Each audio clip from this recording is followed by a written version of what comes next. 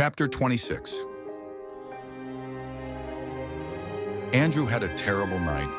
It was already shaping up to be a worse day, and it was barely 7:15 in the morning. Hot rage crawled up his back and settled at the base of his skull. He rubbed his neck and told himself to cool off. Never mind that the temperature hovered in the 20s. Never mind that it was actually supposed to snow. Step 1 in attracting new employees to New Hampshire. Don't let them experience snow in October. He cursed the weather, took a deep breath, lifted a prayer, and then pushed the button to start his BMW. Again. Nothing. Again. His check engine light had come on the previous evening, but he'd ignored it. He'd once driven a car with the check engine light on for an entire year. He'd figured he could make it through one weekend.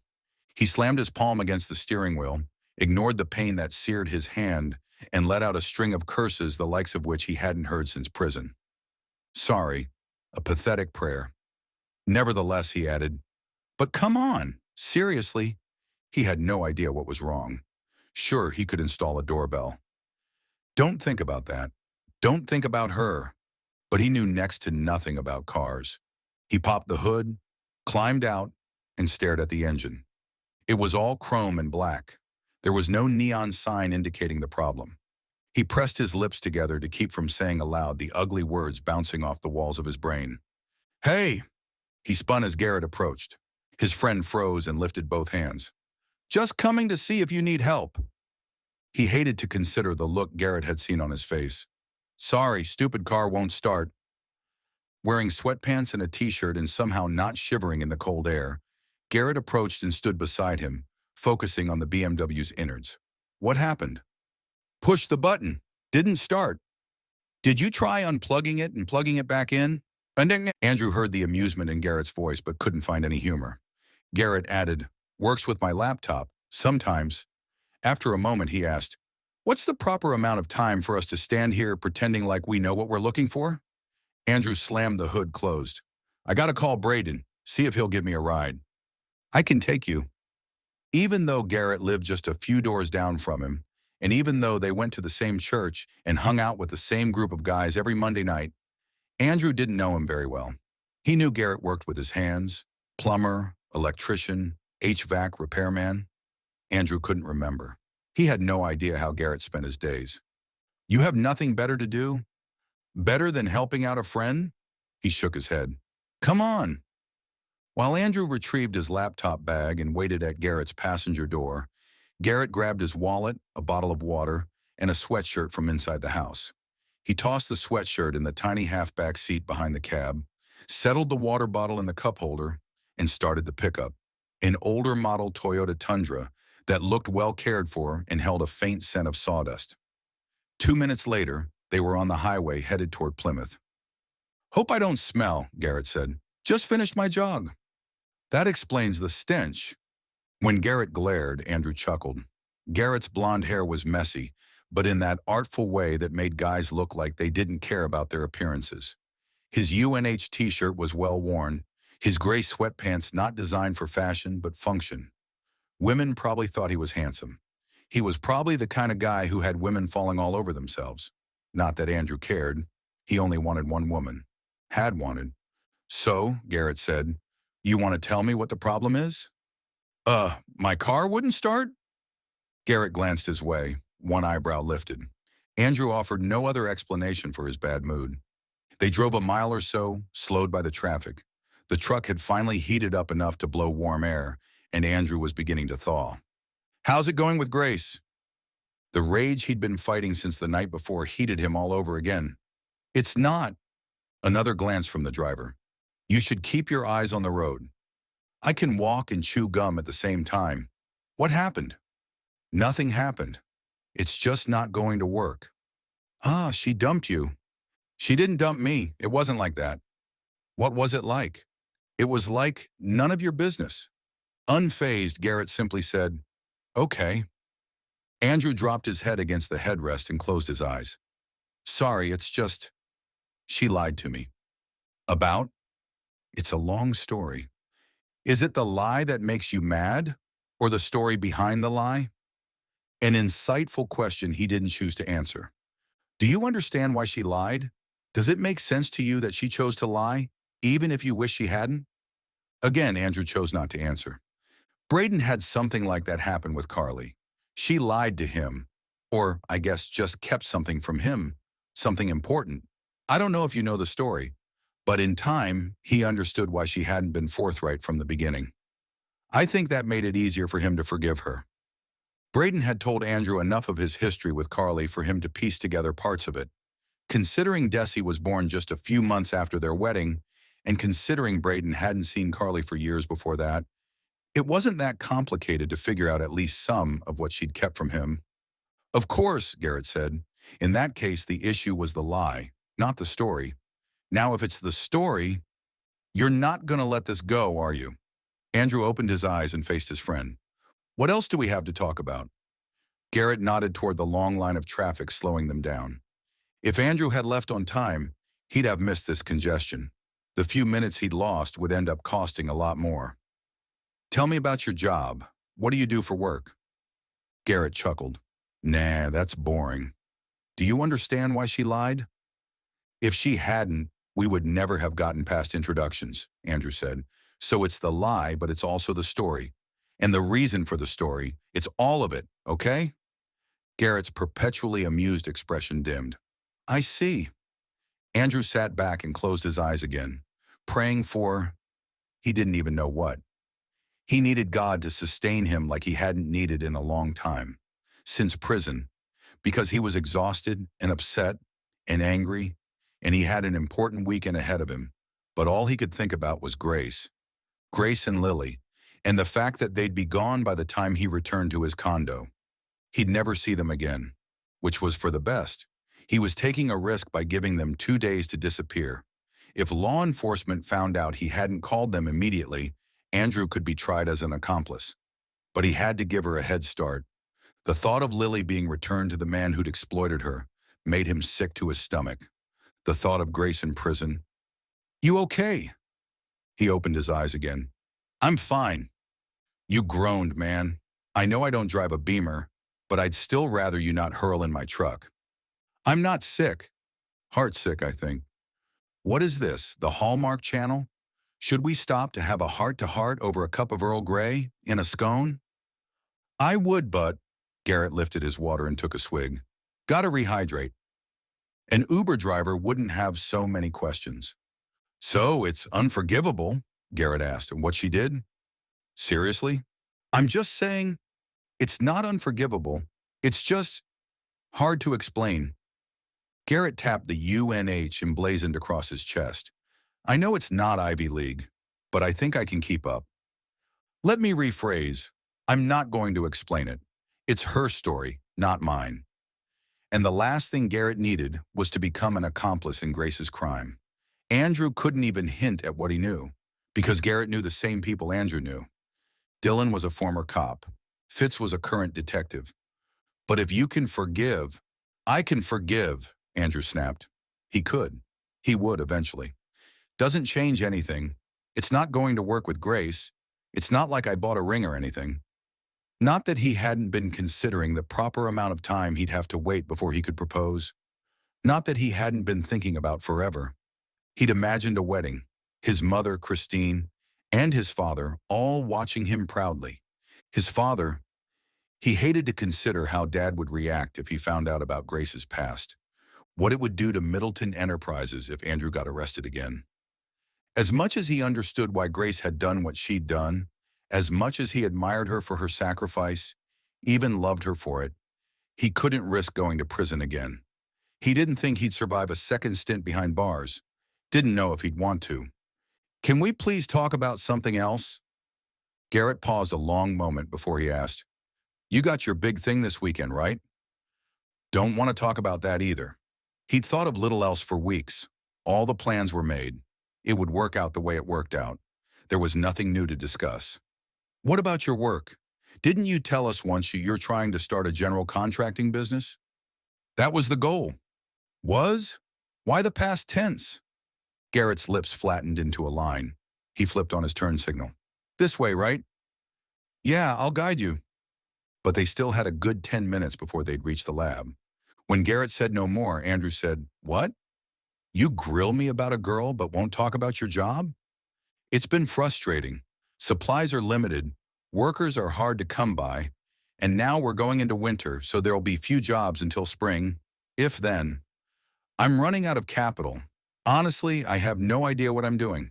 I've been framing since I was in high school. My uncle taught me carpentry, and I'm good at it. He's the one who paid for me to go to college. If I hadn't, I wouldn't even consider becoming a contractor. My dad thinks I'm just trying to prove the education wasn't a total waste of money. Dad never thought I should go. Didn't think I'd cut it. Huh. Andrew had thought his father was unsupportive, but at least he'd never made Andrew feel less than. Sounded like Garrett's dad could learn something from Drew Middleton. Garrett continued, maybe I should just focus on the framing and forget the rest. Is your dad right? Do you want to be a contractor, or are you doing it to make your uncle happy? Yeah, I want it, but you're going to give up just because it's hard? Hard doesn't cover it. I don't have any experience. Without contacts and references, I'm getting up there in age. What are you, 27, 28, 35? No kidding? I know I don't look it. But yeah, if I start now, by the time I make it a success, I'll be 40. You're going to be 40 either way. Wouldn't you rather be there doing what you want? His friend shrugged, adding nothing. You should give up then, Andrew said. Garrett's lips stretched in a smirk. If you're willing to quit so easily, then you're not cut out for it. You know how to always reach your goals with no risk of failure? Set your sights really low. Never dream. Never try. As soon as it gets hard, pretend you didn't care and change directions. Thank you, Zig Ziglar. The man's a genius. That earned a snort. Another option, Andrew said. You could ask for help. Do you know how to be a general contractor? Sure, I've worked with enough of them, been watching what they do. There are some pretty bad ones out there. To tell you the truth, I think I'd be good at it. So you've got the knowledge, you just need to get started. Tell me about your business plan. Garrett glanced his way, looking chagrined. You know, get jobs, do them well. You don't have a business plan, he clarified. Garrett just shrugged. After this weekend, I'll have lots of time on my hands. And lonely evenings loomed on the horizon. Let's say we get together and come up with a plan and figure out how to get from here to there. I mean, yeah, that'd be great. If you got nothing better to do. Better than helping a friend? He tossed Garrett's words back at him. As long as we skip the tea and scones, I'm in. Not that Garrett would be any replacement for Grace, but at least he'd be company. At least one evening wouldn't be spent staring out the window at the empty condo across the lot, wishing things could have been different. Chapter 27. Grace managed to keep herself together long enough to get Lily to school the next morning. Much as she'd tried to stir up some anger toward Andrew, she couldn't. He was right. She'd put him in a terrible position. She should be grateful he hadn't called the authorities right away. Would he, after she left? Or would he let her go, pretend he never knew anything? Pretend he was as surprised as anyone else to discover Grace and Lily gone? She hoped the latter. She hoped she wouldn't have law enforcement always just a hair's breadth away. But she didn't know for sure. So, though she wanted to put it off as long as possible, she and Lily would be leaving Coventry the following day. Grace just needed enough time to make a plan. She wasn't willing to spend another 6 months moving from hotel to hotel, constantly looking behind, constantly sure the police or Myron were right on her heels. She still liked the idea of France.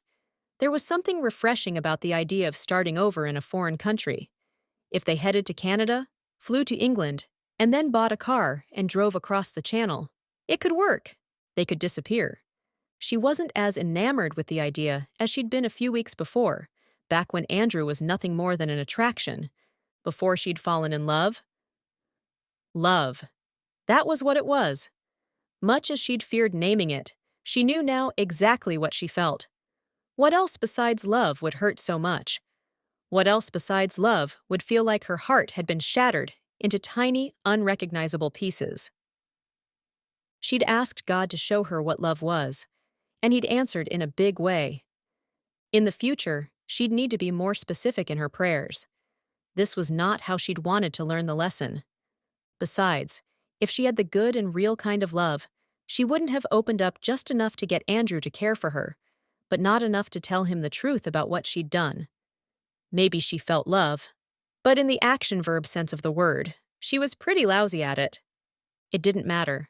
What mattered was Lily and keeping her safe. When she got home from dropping Lily at school, telling herself to pay no attention to the BMW, still parked in front of Andrew's condo, she turned up the heat. It was freezing outside, and the chill was seeping through the walls. This was the coldest it had been since she'd come to New Hampshire. There was even snow in the forecast. Lily would love that. Maybe watching the snowflakes fall would lighten her mood as they drove away from Coventry for the last time. Blinking back tears, Grace sat at the kitchen table with her laptop and started looking into what it would take to get them to France. They could test their passports at the US-Canada border. If they worked there, then she'd be less concerned about trying them on a flight. Or maybe she'd get Canadian passports. It had taken months for her to figure out how to get good papers in the US. Could she do it faster in Quebec? In any event, they'd have to find a way to get to France. There were plenty of places available in the French countryside, but she wasn't going to rent one yet. No, the less of a trail she left, the better.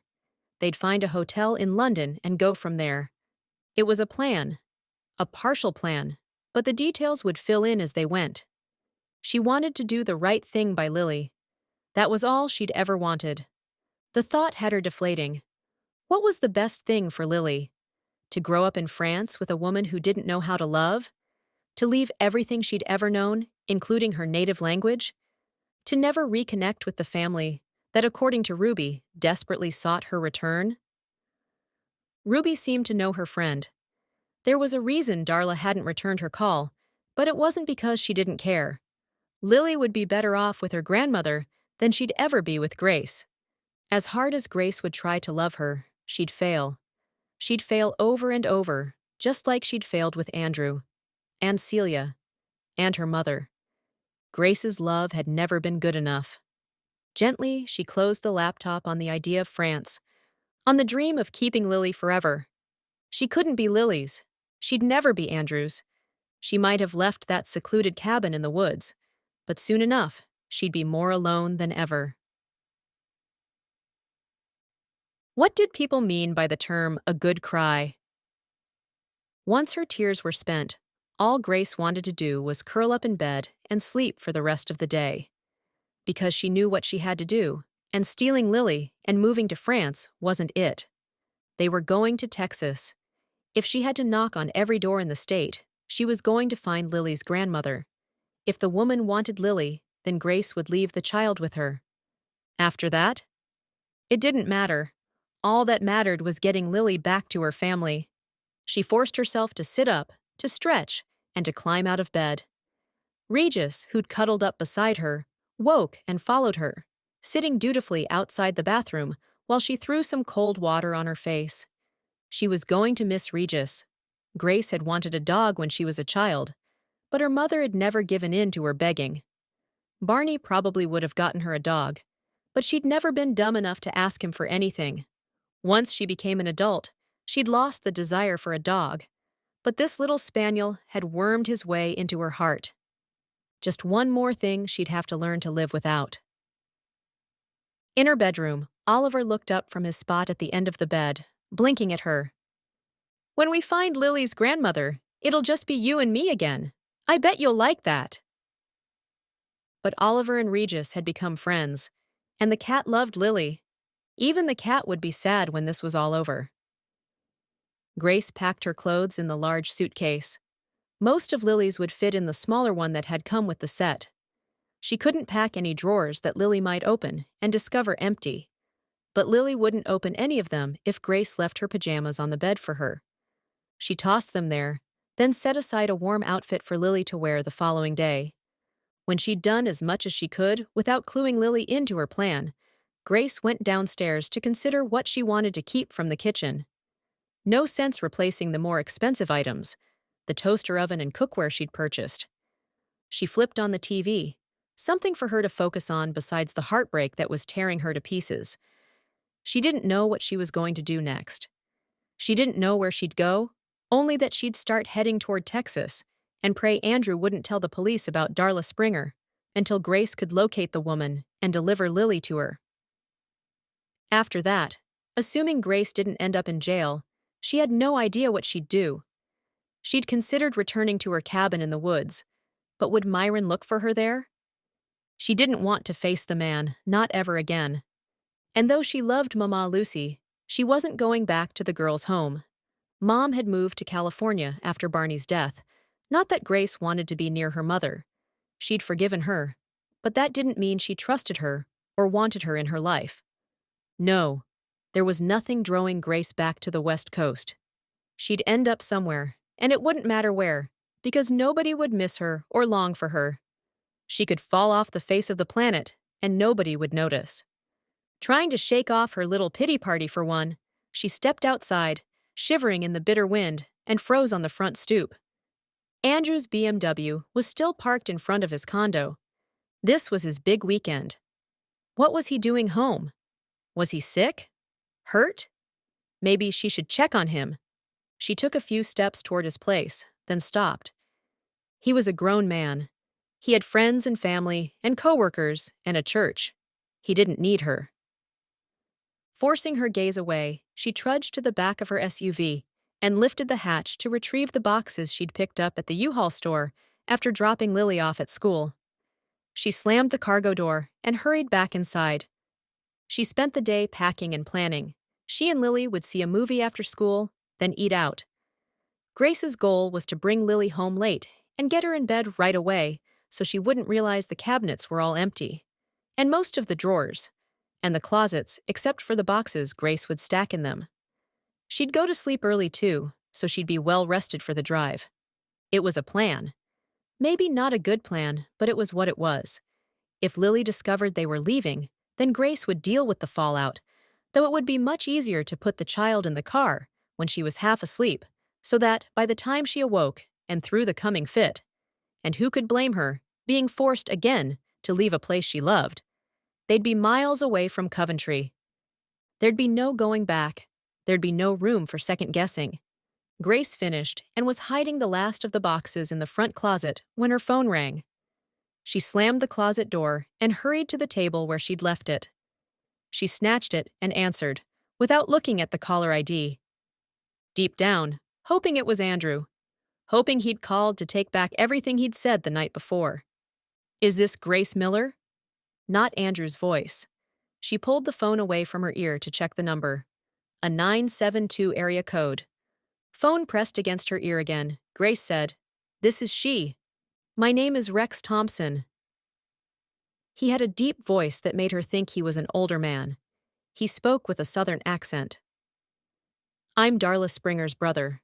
I got a call from a former neighbor of ours from Freedom Hill, Ruby Lind. She said you might have information on Darla's granddaughter, Lily Ann." Grace pressed her hand to her chest, as if the action might protect her heart from the coming blow. She squeezed her eyes closed, but worked to keep her voice even. "It's possible," she said. "I need to speak with Mrs. Springer. Is she available?" "I'm afraid she can't talk." The man's voice grew lower, gravelly. He cleared his throat, but emotion remained when he said, "She was mugged the other day. Some punk stabbed her and stole her purse. We're just lucky somebody found her as fast as they did, or she'd have bled out in the parking lot."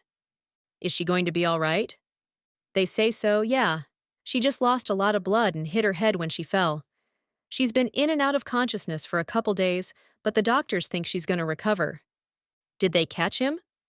"Not yet, but we're praying." "I'll add my prayers as well," Grace said, meaning it. Poor Lily had already lost so much. "What can you tell me about Lily Ann?" Rex asked. "Look, I don't know you. I don't know Mrs. Springer either, but I'm sorry. I really need to speak to her before I give you any information." The man was quiet a long moment. Then, he must have covered the mouthpiece on his phone, because his voice was muffled, spoken to someone else. She heard him say something. Then a woman responded, but Grace couldn't make out the words. The conversation lasted a minute or two. When Rex spoke again to Grace, he said, "Here's the deal. I'm gonna have my daughter take some pictures and text them to you. pictures, and whatever else I can think of to prove to you that we are who we say we are. I think telling Darla that we found her granddaughter will go a long way to helping her recover. She's been looking for her girls for years. She's never given up on finding them, even when the rest of us. The words trailed, and a deep breath was followed by, "And I'm sure as shooting not gonna," his voice cracked, "not gonna let this chance of bringing Lillian home to her family get away. Okay?" Grace was willing to keep an open mind. "All right, I'll call you back after I have a look." She ended the call and sat heavily in the chair. This was good news. This was great news for Lily. Even if it tore Grace's heart to shreds, she wouldn't regret it. Her phone dinged, dinged again, dinged multiple times. She studied the first image that came in. A woman lying in a hospital bed, ashen skin, a bandage wrapped around her head. She looked old, but on further inspection, she wasn't really, maybe in her 50s. All this time, Grace had been picturing a grandmotherly type, stooped and gray-haired. But of course, Darla wouldn't be that old. After all, Annabeth must be around 26. If Darla'd been 25 when she was born, that would only make her 51. Darla's eyes were closed and ringed with bruises. The next photo was of a man crouched beside the woman, looking at the camera. No smile. The text that followed identified the people as Rex and Darla. Next, a link to a newspaper article. Woman attacked, left for dead in grocery store parking lot. She skimmed the details, which tracked with what Rex had told her. The accident had happened on Wednesday, 2 days prior. The next image was of a Texas driver's license belonging to Reginald Theodore Thompson. No wonder he went by Rex. The address was in Flower Mound, Texas. She looked it up and found it was a suburb about halfway between Dallas and Fort Worth. Next, Darla Springer's driver's license, which listed an address not far from her brother's. Then, a screenshot taken from a cell phone showed missed calls from Ruby Lind. The caption reading, "Darla's phone. Ruby called me this morning when Darla never called her back." Rex and his daughter had left no doubt in Grace's mind that Rex Thompson was exactly who he said he was. One more image came. The caption read, "Darla's home screen image." Grace studied the faces in the snapshot. The woman was Annabeth, blue eyes and beautiful smile. On her hip, a toddler girl with the biggest, prettiest green eyes Grace had ever seen. The newspaper photograph had been grainy. Grace had thought the child looked like Lily, but she'd never been fully convinced. But this, she ran her fingers over the familiar face, but the image blurred with her tears. This was Lily's family. These were Lily's people. All this time, Grace had wanted to find them, and now she had. Why did she feel so sad? She pulled her emotions under control and dialed. Rex answered on the first ring. "Well?" She bit her lower lip to keep it from trembling and wrapped her free hand around her stomach to hold herself together, hoping her emotion wouldn't carry in her words and knowing it was too much to ask. No matter how little Grace asked for, it was always too much. "I believe you are who you say. And the photograph, it's Lily." Her voice cracked, and she exhaled and pulled in another breath, needing to be rational a few more minutes. "It's definitely Lily. We can be there in a couple of days. We'll just..." "Days?" No. You need to get on a plane right away. Marcy, can we send this lady cash or get her a ticket or something?" His voice brimmed with emotion. "You hear that, Darla? We found her. We found your baby granddaughter. She's..." His voice sobered. "She's okay, right? Lillian? She's okay?" "She is. She's beautiful and smart and..." Tears streamed down Grace's cheeks, and she wiped them on her sleeve. "She's perfect. She's had a rough time. I'll tell you everything I know when we get there. But we won't be flying. I'll start driving tonight. It'll take us a few days." "No, we'll meet you. Just tell us where. My daughter's sitting right here. She says she'll fly to where you are. We need to get our Lillian back immediately. Today, if possible." Grace squeezed her eyes shut, praying, crying, wishing everything could be different. She swallowed her emotion. "We're pretty far from the airport." It was true, wasn't it? Manchester was over an hour away. It was too late to get on a flight for Texas. All excuses, but she grasped them like a float in the ocean. Tomorrow, she said. It'll have to be tomorrow. I'll bring her to you. Would Lily be safe if she was returned to Texas? Grace would have to tell Rex and the family everything she knew and trust that they could protect Lily. Once Lily was settled, Grace could leave her with them. Rex's pause on the other end of the phone was overly long. Look, if it's money, we don't have a lot, but we'll give you— I have all the money I need, Mr. Thompson. It's that I'm on the East Coast, and I'm a ways from the closest airport, and it's not exactly a hub. Where are you exactly? He asked, voice filled with suspicion. She could see no reason to lie, but wasn't ready to get too detailed. New Hampshire. I promise. I'm not going to keep you from Lily. I tracked you down, remember? That doesn't mean anything. If we're about to get a ransom note, I'll call the FBI so fast your head'll spin. She checked her watch and then slipped on her jacket and headed for the door. She needed to calm him down, but she couldn't be late to pick up Lily. Sir, it's an hour later here. If we headed to the airport immediately, we wouldn't get there until 6:30 at best, and that's if there's no traffic. Assuming there's a flight to Dallas tonight, which I highly doubt, we wouldn't get there until very late. Lily's just a child. She needs to understand what we're doing. She needs time to process it. She's been through a lot. The last thing she needs is another trauma. I promise you, I'm not going to ask you for money or anything else. I'll pay for the flights to get us there. I'll send you the flight information as soon as I have it. I can rent a car and bring her to you, or you can meet me at the airport. I won't be leaving her right away. We need to talk, and I need to be sure she's all right. She waited, but he said nothing. She settled in her SUV and waited for the call to switch to Bluetooth. I've risked everything to keep her safe. You're going to have to trust me to do so for one more day, okay? Yeah, okay. Would you mind sending me a picture of your driver's license? I will. I'm leaving now to get her from school, but I'll do it from the pickup line. Finally, the man seemed convinced that Grace wasn't about to steal his grandniece. She ended the call and backed out of her space, once again wondering about Andrew's car, which still hadn't moved.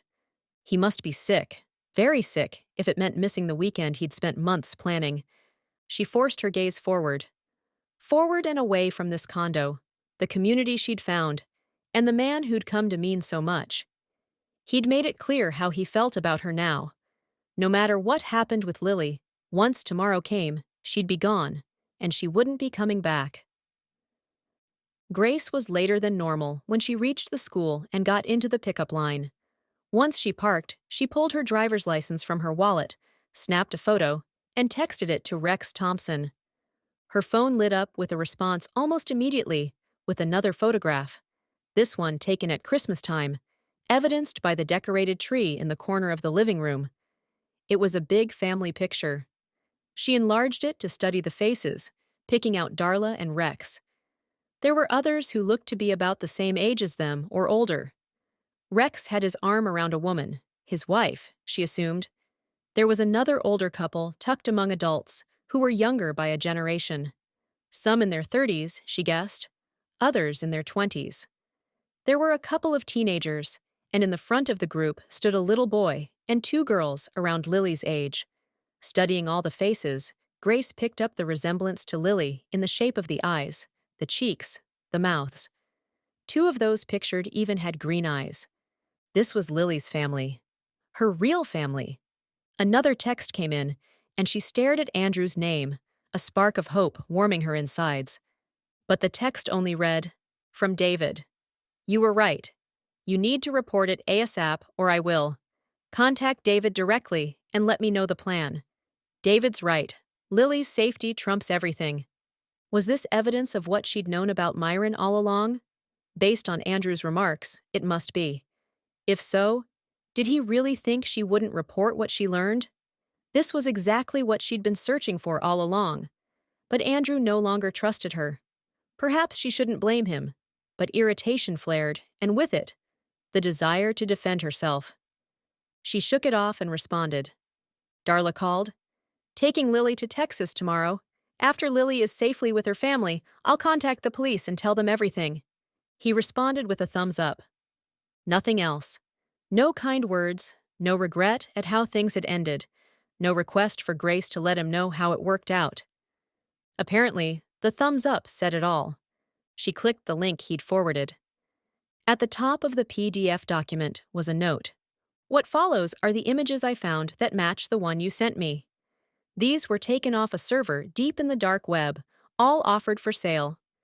I don't believe the seller is the same person who took the photos. I believe he bought the images and is reselling them, which isn't legal, but who's going to turn him in? I can explain to the police how I concluded that.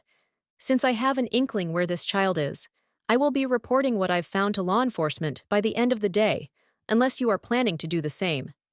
Happy to work together, but not willing to wait. This child's safety trumps our friendship. Please advise. Following that was David's full name and phone number. The images that filled her screen had been cropped to hide Lily's body. She thanked God that David had done that.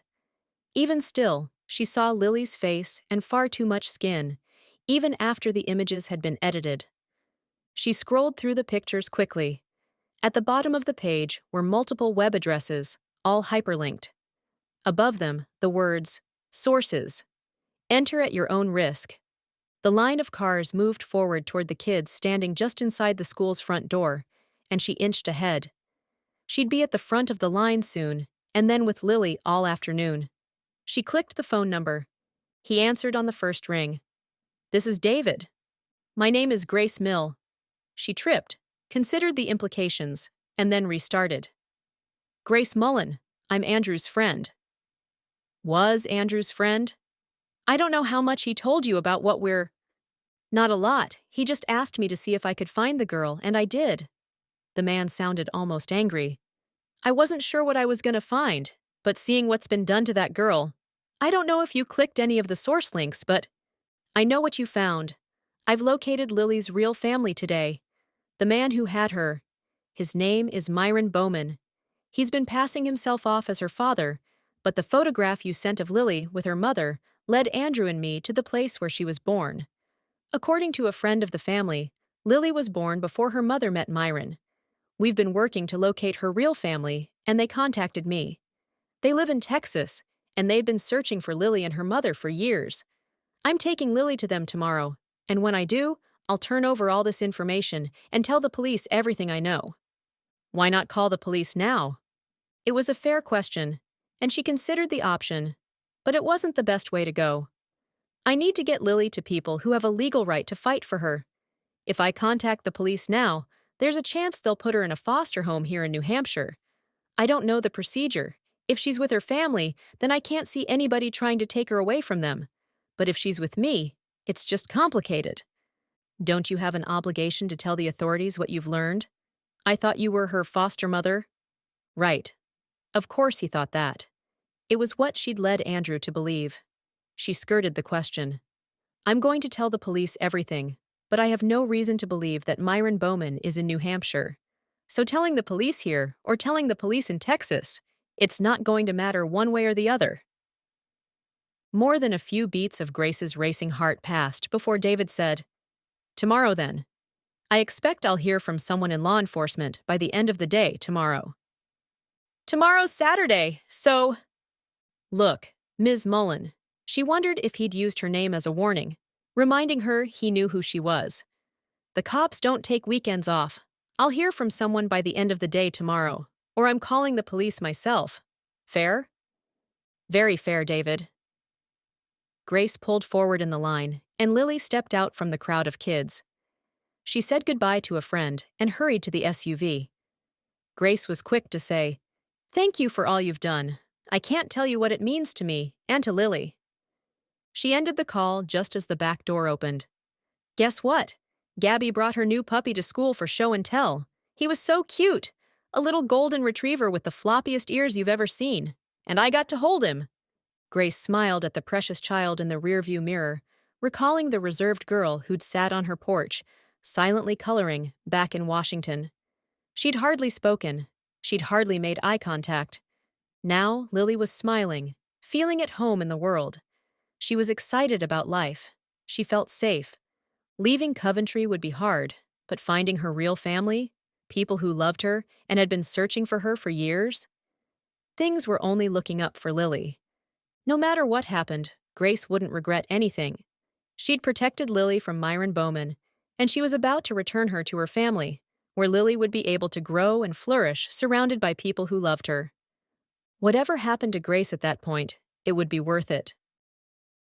Chapter 28. Waking from a sound sleep, Grace fought to open her eyes. Her lids felt like sandpaper.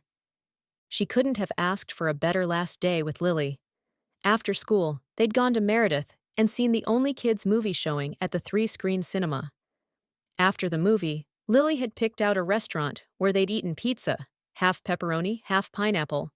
And then they'd found a giant arcade where they'd played mini-golf, competed at bowling, driven race cars, and enjoyed every age-appropriate game imaginable.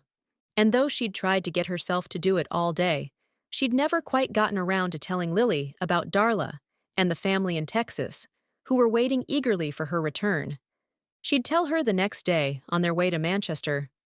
It wouldn't be a lot of time for Lily to get used to the idea, but at least she'd sleep that night.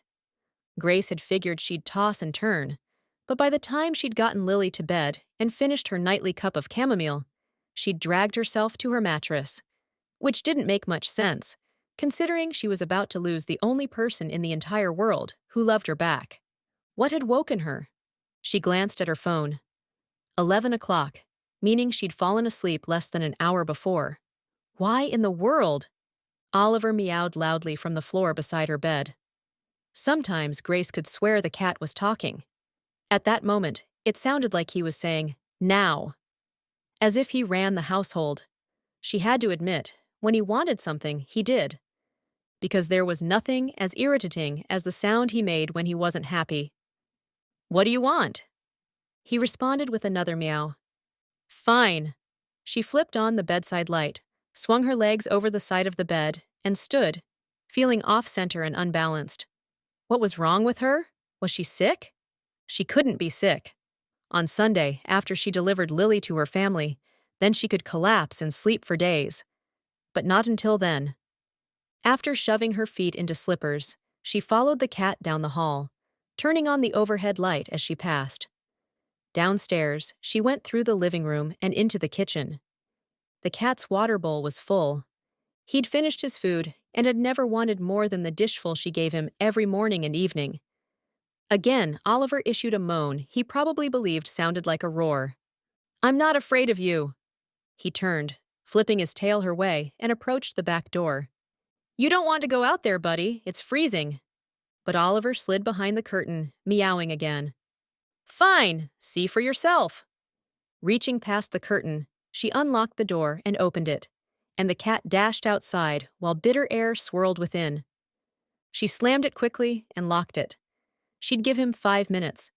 After turning on even more lights, she started pulling boxes out of the front closet so they'd be easier to load into the SUV come morning. Lily hadn't noticed anything amiss.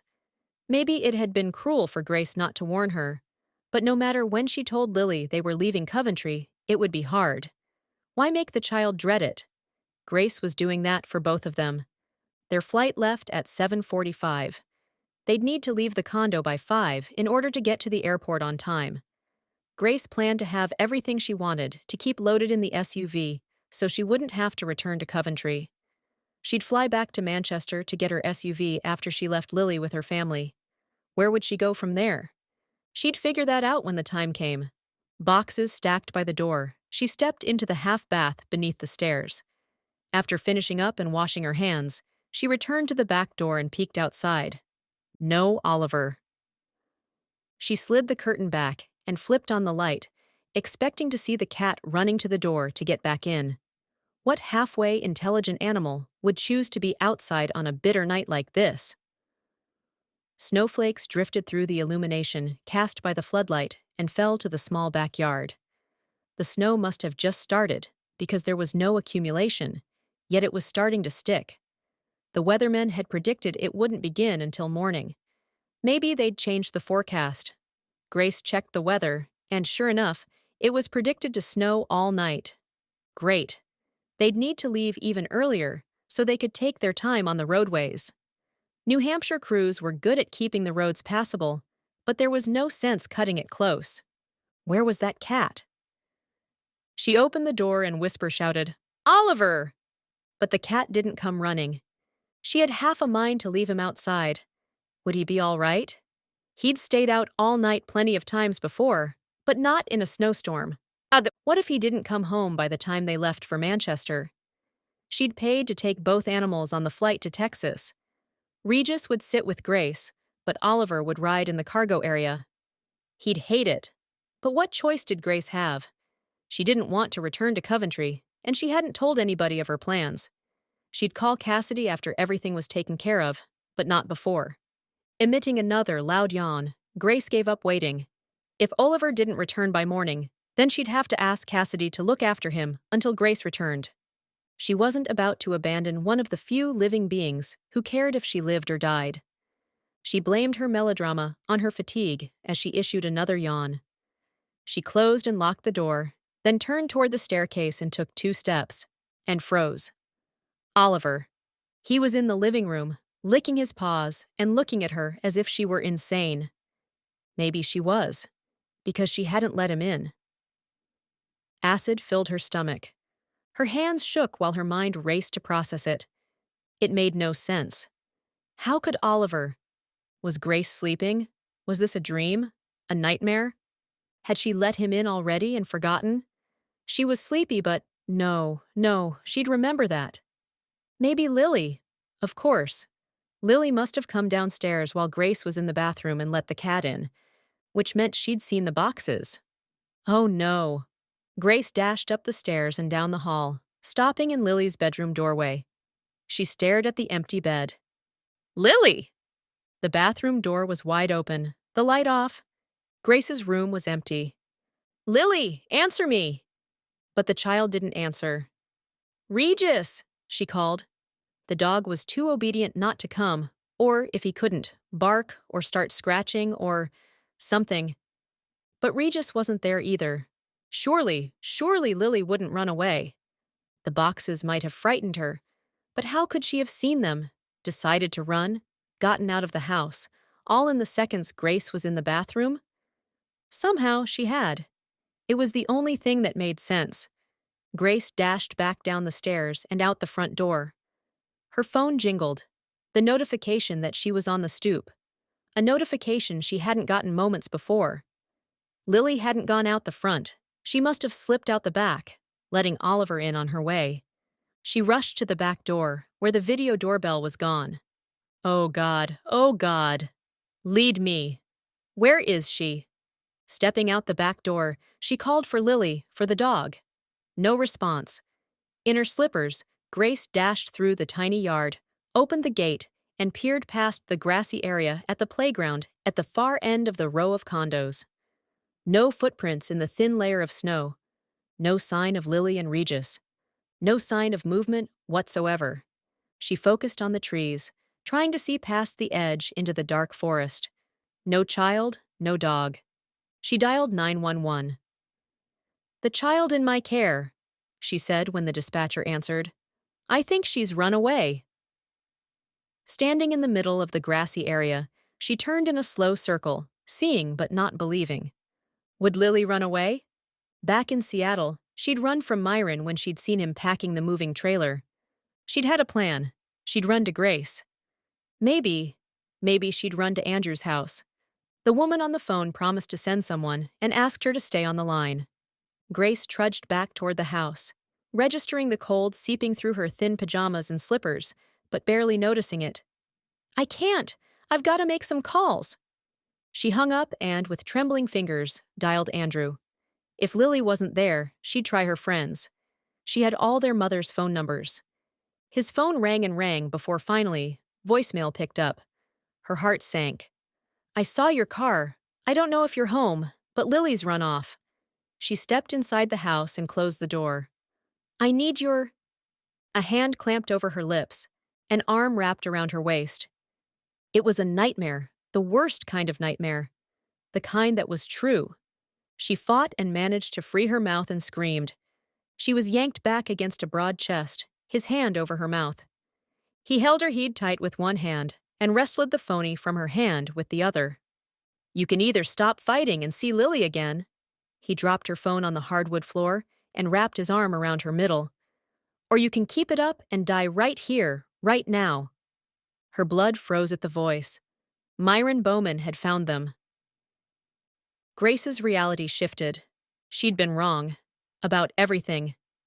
No, not everything. She'd been exactly right about Myron Bowman. If anything, she'd underestimated his capacity for evil. Do you want to change into something warmer? He asked, still holding her against him. If you do, you'll stop fighting me. I don't want to kill you, and I'd prefer not to have to carry your unconscious body. She forced herself not to move, though the instinct to fight was not easy to quell. We're going to go upstairs, he said, and I'm going to give you 2 minutes to put on something weather appropriate. We'll be outside for some time. Understand? She nodded, unable to speak with his hand still over her mouth. He was wearing leather gloves, and the scent of them filled her nostrils. I'm going to move my hand, he said. You're not going to scream. For everything you do that goes against my wishes, I'll punish Lily. Tell me you understand. Again, she moved her head up and down. He lifted his palm from her face and gripped her cold arm. Upstairs. She turned to face him. When she'd first met him back in Seattle, she'd thought him rather attractive with his blonde hair and blue eyes. He was fit and trim, older, but without a lot of wrinkles. He'd smiled that day, looking for all the world like a normal human being. Now, she saw past the facade to the depraved monster beneath. He never loosened his hold as they walked up the stairs together. Is Lily okay? She asked. She's cold, so the faster we get this done, the better. Grace stepped into her bedroom and saw a step stool in the center. You made things complicated by waking up. I thought you'd sleep more soundly after your tea. What was he talking about? I should have slipped in a bigger dose. She turned to face him. Dose? Of? Just a sleeping pill. A pretty strong sleeping pill, which I'm sure would have worked if not for that stupid cat. Assuming you drank all your tea. Did you? Her tea? He'd slipped something into her tea? I put it in your cup, he said. A crushed-up white pill in the bottom of your favorite white mug. There was a risk you'd see the powder, but it was a slight risk at best. I did it before you got home last night. He gestured to the clothes folded neatly on her bureau. Get moving. You have Lily. I'm not going to run or fight. Can you step out while I change? The thought of changing in front of him sent a wave of nausea to her middle. But that wasn't what prompted the question.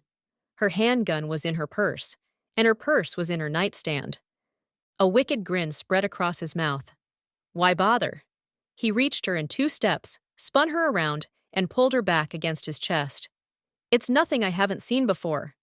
Myron lifted his phone so Grace could see the screen. On it, she saw the top of their heads. His hand on her chin, he lifted her face to the light fixture, and the image on the phone showed her looking up. Myron grinned like a madman. I wondered if you'd bring your boyfriend up here, give me some footage I could sell. But you're too chaste for that, aren't you? His voice lowered, rumbling in her ear. Have you ever been with a man, Grace? I'm hoping my guess about you is right. I'm hoping I'll be your first. She squeezed her eyes closed against the image on the screen, but the one he'd put in her mind remained. Please, Lord, save us. And if you're thinking of getting to your gun, don't.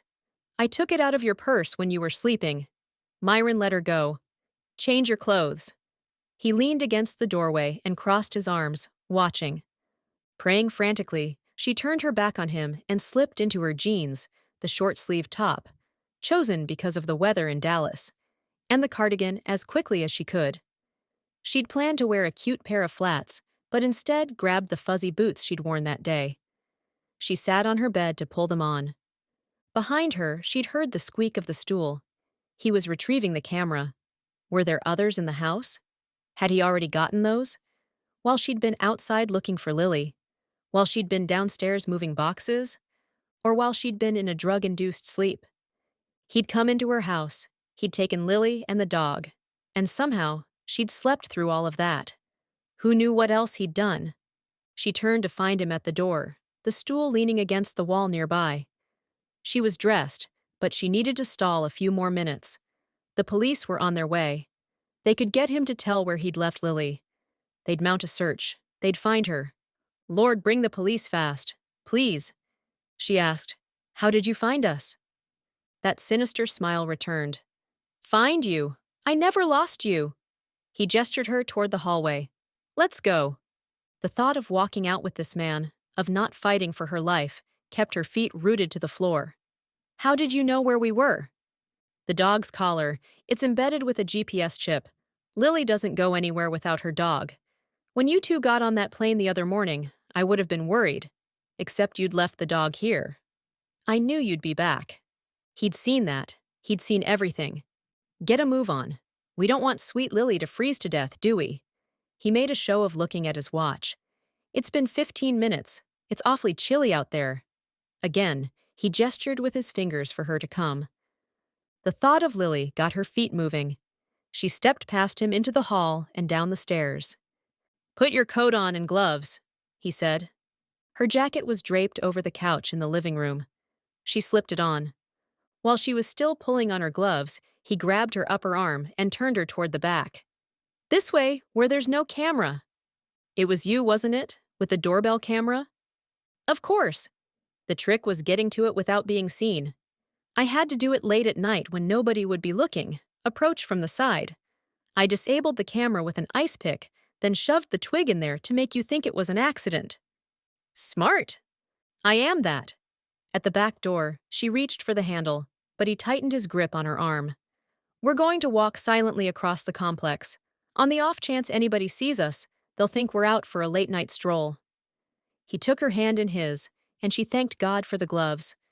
"If something happens, if we don't make it to where we're going, Lily will freeze to death before anybody finds her. So, paste a smile on your face. Got it?" She dipped her head and opened the door. They stepped past the gate and onto the grassy area that separated her condo from the row behind. He angled her not in the direction of any parking lot, but toward the park and playground, and beyond that, the thick forest. She had no idea where they were going, but one thing was certain. Myron had a plan, and he was way ahead of her. Chapter 29. Andrew hadn't considered how much Jackie, Braden, and he would learn this weekend about the students they were thinking of hiring. Andrew had gotten to talk to every student for at least a few minutes. He'd been impressed by their intelligence and ingenuity. When the cocktail party had broken up rather than end the evening, the group had moved into the hotel lounge to continue their conversations. But once the band played and the alcohol flowed, the students started showing their true colors, which for most of them wasn't bad at all.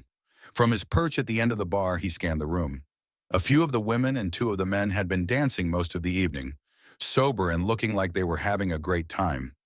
The guy Andrew had pegged as the most serious was in a deep conversation with two other students, one male and one female. There were lots of hand gestures and nodding heads. Whatever they were talking about, they seemed to be enjoying the discussion. One student, whose resume had really impressed him, had ordered a round of shots for their table, and when her roommate for the weekend refused hers, drank them both, back to back, slamming the second down and then belching. At the moment, she was slumped over a table in the corner. Andrew prayed someone would get her out of there before she lost the liquor and the rest of the contents of her stomach all over the floor. Considering the way she'd been hanging off every man who'd paid her the slightest bit of attention, he wasn't going to be the one to help her back to her room. A guy who'd come off as a schmoozer was currently sweet-talking a local girl just a few bar stools down. If he started leading her to the elevators, Andrew was going to intervene and send the girl on her way. B&B definitely wasn't footing the bill for that kind of behavior. Maybe that was overstepping, but seriously, this was a business event. The students needed to learn what was appropriate and what was, most definitely, not. Now, someone bumped his shoulder, and he turned to find Braden at his side. "Drinking alone?" "Me and my water," he shook the glass. "Ice, I should say. I've asked the bartender 3 times for a refill." Braden turned to face the crowd. "What's going on with you today?" "Nothing." His friend just lifted his eyebrows. Nothing I want to talk about tonight. I just want to get through this weekend. Speaking of, the party planner canceled the boat trip and scheduled us at the ski area. They're going to hook us up with sleds on the bunny slope for anybody who wants to do it. She's trying to get them to operate the lift so we don't have to climb. Sounds like fun. Andrew shrugged. He'd try his best to enjoy it, and when that failed, he'd fake it, like he'd done all day. Come back to the table, Braden said. We're going to head up in a minute, and Jack will want to hear about the plans. You can tell her. You can tell her, Braden said. She'll have questions, and I'm not your go-between. Braden wasn't fooling Andrew. Jackie wouldn't have a single question about the plans for the following day. Her job this weekend, which she'd outlined quite clearly, was to go where they said and be available for conversation. Braden was just trying to get Andrew to rejoin the fun. Not that any of this had been even the slightest bit fun. He was ready for bed, but he wouldn't go to his room upstairs until Jackie and Braden excused themselves. Without Grace, all Andrew had was his job. He'd better not screw it up. I'll come back when I get my water.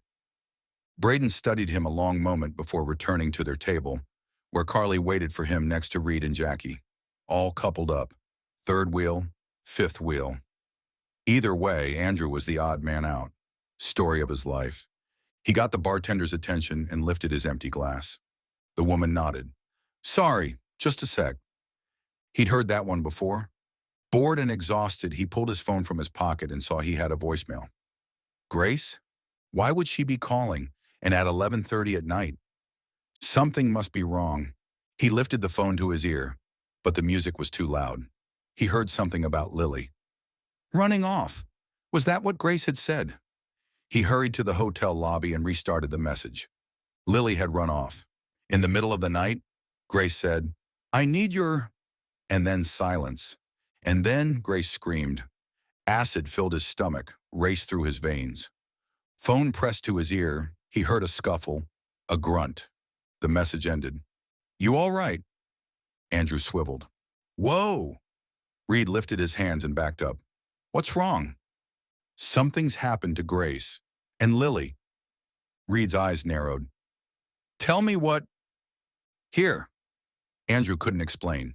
He needed to think. He hit the play button and shoved the phone into Reed's hand. Leaving him in the lobby, he ran back into the lounge and got Braden's attention, waving him over. When Braden stood, Andrew rushed back to Reed, who held out Andrew's phone with one hand, his own phone pressed to his ear with the other. Maybe an abduction, he said. I'm not sure exactly. He met Andrew's eyes. Got 911. What's the address? Andrew told him, and Reed repeated it to the operator. Braden reached them.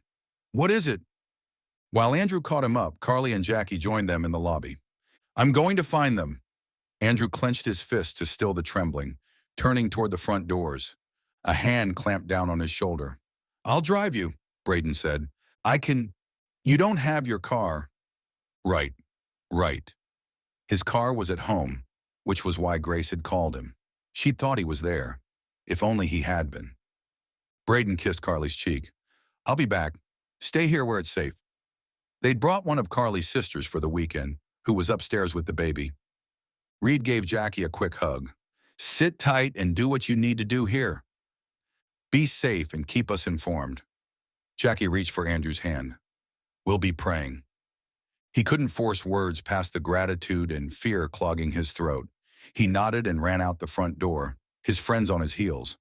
By the time they reached Braden's truck, Andrew dialed Garrett. He answered as they climbed in. Dude, do you know what time?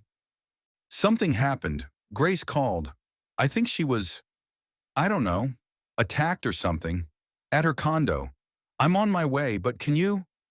On it. I'll call you back. Andrew ended the call, dialed Thomas, told him the same thing.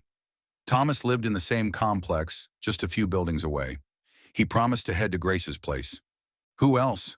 Who else could he? Fitz? Braden said. From the back seat, Reed said, Calling now. I'll try Dylan. Andrew dialed, and Chelsea answered, her voice sleepy. It's Andrew. I need Dylan's help. He couldn't be bothered to be kind or polite. He just needed Grace. He needed Lily. He needed them to be safe and healthy and well. One moment, Chelsea said. Seconds later, a deep voice rumbled on the line. "What is it?" Andrew told him about Grace's message. "Any idea who'd do this?" Dylan asked. Andrew barely hesitated before spewing the whole story about Myron Bowman and the proof they'd found that the guy was a pornographer, about Lily's family in Texas, the family who'd been searching for Lily for years. She just took her. She didn't know what else to do. And when I found out, he squeezed his eyes closed and rocked forward, resting his head against the dashboard. I should have been there. I should have told her. There's no time for that now. Dylan spoke in what Andrew had no doubt was his soothing, "We've got this under control" cop voice. He hadn't been on a force in years, but apparently the habits weren't forgotten. "When we find her, you can tell her anything you want. Have you called the police?" Reed called 911. Behind Andrew, Reed said, "Grace did too. They're already there."